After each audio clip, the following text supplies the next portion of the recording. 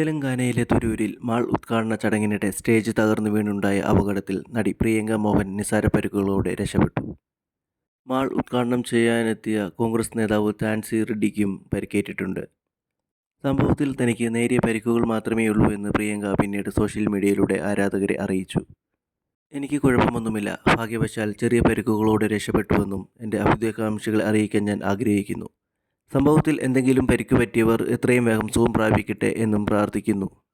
എനിക്ക് അയച്ച ദയയും സ്നേഹവും കരുതലും നിറഞ്ഞ സന്ദേശങ്ങൾക്ക് എല്ലാവരോടും നന്ദി പറയാൻ ഞാൻ ആഗ്രഹിക്കുന്നു എന്നാണ് പ്രിയങ്ക പറഞ്ഞത്.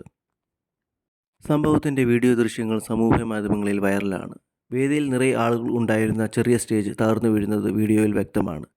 ഇവിടെ നിന്ന് പ്രിയങ്ക മോഹനെ രക്ഷിച്ചു കൊണ്ടുപോകുന്ന ദൃശ്യങ്ങളും കാണാം. ദക്ഷിണേന്ത്യൻ സിനിമകളിൽ ശ്രദ്ധേയയാണ് പ്രിയങ്ക മോഹൻ.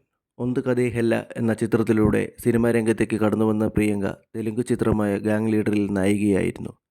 ഡോക്ടർ, ഡോൺ, എതർക്കും തുനിന്തവൻ തുടങ്ങിയ തമിഴ് ചിത്രങ്ങളിലും നായികയായി. അടുത്തിടെ പുറത്തിറങ്ങിയ ധനുഷിൻ്റെ ക്യാപ്റ്റൻ മില്ലറിലും പ്രിയങ്കയുണ്ടായിരുന്നു.